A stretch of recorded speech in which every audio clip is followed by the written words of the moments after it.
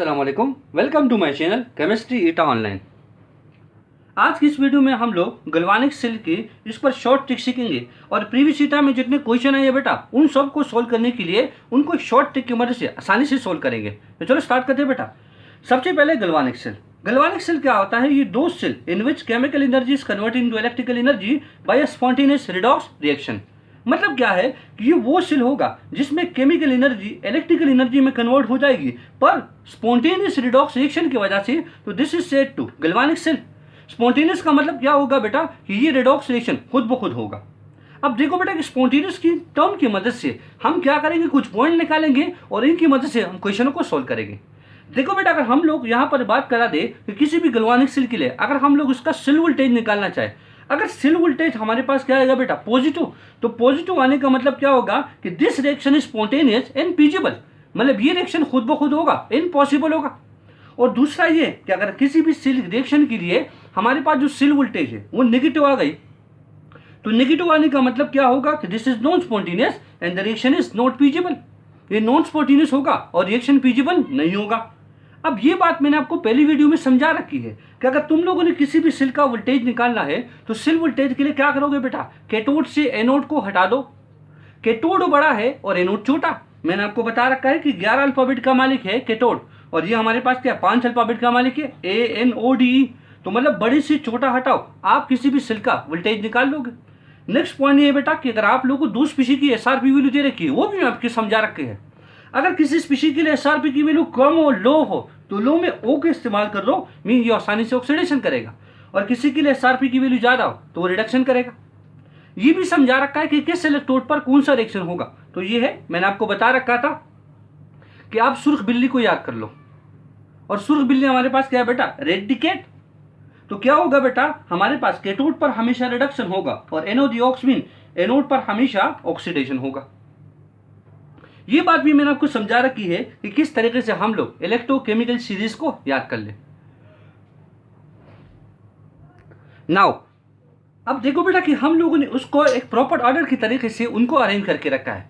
मैंने इस पर एक वीडियो भी बना रखी है, short trick for electrochemical series. तो क्या था बेटा, वो ऐसे था कि ले खाना बढ़िया खाया नहीं, मगर आलू मन को जिंदा करती फिरती है, फिरती नहीं। सुनो प्लम्बर हैदर को इधर पे आ जाना होगा ब्रो, कल और परसों। ये मैंने आपको शॉर्ट वीडियो पहले भी समझा रखी है। अब देखो बेटा, इस वीडियो में एक मजेदार बात यह है कि हम सॉल्ट ब्रिज के बारे में भी कोई नई पॉइंट सीखेंगे। अब देखो बेटा, सॉल्ट ब्रिज हम लोग ये बात जानते हैं कि यू शेप ट्यूब होता है और ये कंसंट्रेटेड सोल्यूशन ऑफ साल्ट से भरा हुआ होता है। साल्ट हम जानते हैं उसमें 2 पार्ट होते हैं, केटाइन एंड एनाइन। अब देखो बेटा, ये तो सिंपल है। केटाइन हमारे पास जो होगा, सी से शुरू हुआ केट, तो cation will move toward cathode. ये केटाइन जो है ये कैथोड की तरफ मूव करेगा। और एनाइन हमारे पास क्या है, A9 will move toward anode. अब देखो बेटा, इस पर किसी क्वेश्चन को सोल्व करेंगे उसकी मैं आपको शॉर्ट रेंज वो समझा देता हूं। देखो बेटा, हम लोगों को पहला क्वेश्चन जो दे रखा है, दे दे जिंक और कॉपर इलेक्ट्रोड को अगर हम गैल्वेनिक सेल में कनेक्ट कर दे और सॉल्ट ब्रिज हम लोगों ने इन दोनों हाफ सेल में इमर्स कर दिया, तो सॉल्ट ब्रिज केटाइन किसको देगा, सिंपल। अब देखो बेटा, पहले तो जिंक और कॉपर की बात देख लीजिए कि जिंक हमारे पास किस इलेक्ट्रोड का काम करेगा, कॉपर किस इलेक्ट्रोड का काम करेगा, इन पर कौन कौन सी रिएक्शन होंगे। तो देखो बेटा, ऑर्डर हम लोगों को याद है, वो तो पिछली वीडियो में हम लोगों ने याद करके रखा है, नो प्रॉब्लम, हमें कोई टेंशन नहीं है।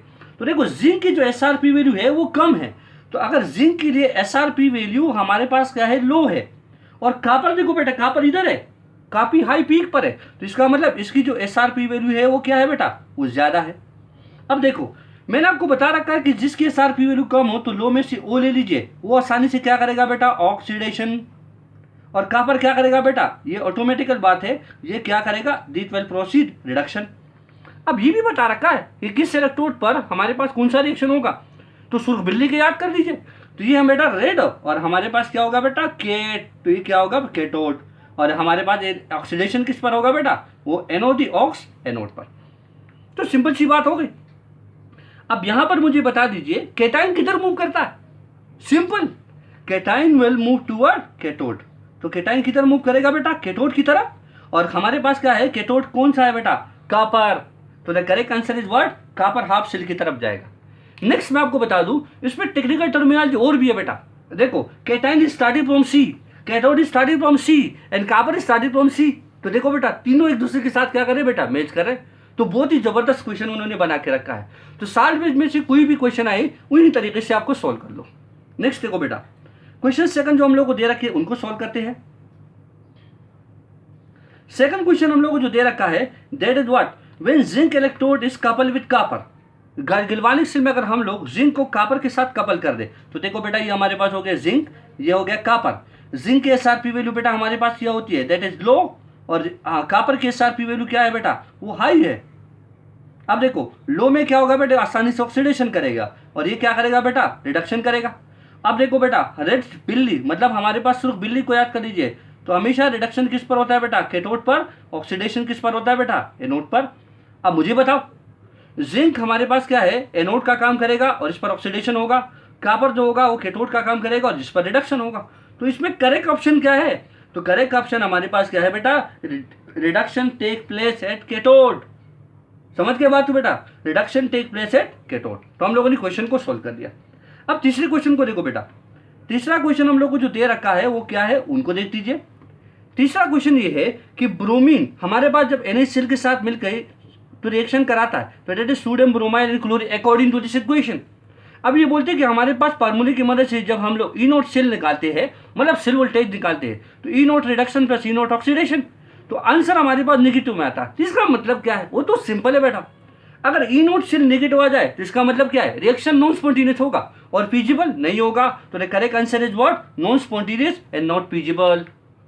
अब चौथा क्वेश्चन देखो बेटा, चौथे क्वेश्चन में ही पूछा कि which of the following is spontaneous, इसमें से कौन सा रिएक्शन स्पॉन्टेनियस है। अब देखो स्पॉन्टेनियस तो वो होगा जिसके लिए हमारे पास ई नोट पॉजिटिव आ जाए, पर हम उसको एक और तरीके से भी देख सकते हैं। उनको देखो बेटा, अगर इन रिएक्शन में आप लोग ऑप्शन नंबर सी और ऑप्शन नंबर डी को देखो, तो देखो बेटा हमारे पास क्या किया है, NaCl को डिकम्पोज करके रखा है। तो द डिकम्पोजिशन ऑफ NaCl ये हमारे पास क्या है बेटा, दिस इज एंडोथर्मिक प्रोसेस, और एंडोथर्मिक हमारे पास स्पॉन्टेनियस नहीं होती, वो क्या होती है बेटा, दिस इज नॉन स्पॉन्टेनियस। दूसरा देखो हमारे पास जो फेरिक हाइड्रोक्साइड ले रखा है उसको भी क्या किया बेटा, उसका भी डिकम्पोजिशन करा रखा है। तो this reaction is also endothermic and this reaction is non spontaneous. तो दो ऑप्शन रिजेक्ट कर दीजिए। ना देखो अब बाकी दो ऑप्शन को देखते हैं।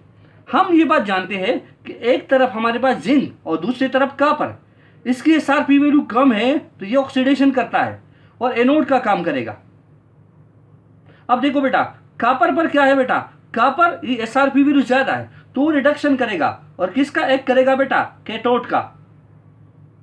हम ये सब जानते हैं कि हमारे पास क्या ऑक्सीडेशन एनोड पर होता है, तो इसके लिए तो हम ये बात जानते हैं। ऑक्सीडेशन का मतलब जब हमारे पास पॉजिटिव ऑक्सीडेशन स्टेट में बढ़ा हुआ जाए, और रिडक्शन का मतलब क्या है कि पॉजिटिव ऑक्सीडेशन स्टेट में घटा हुआ जाए। तो इनमें देख लीजिए, जिंक पर देखो और क्वेश्चन को एकदम सोल्व कर लो। अब देखो बेटा जिंक अगर हम यहाँ पर देखते हैं इस रिएक्शन में, इस वाले रिएक्शन में देखो, तो जिंक हमारे पास क्या है बेटा, वो 0 से किधर गया बेटा, +2 में।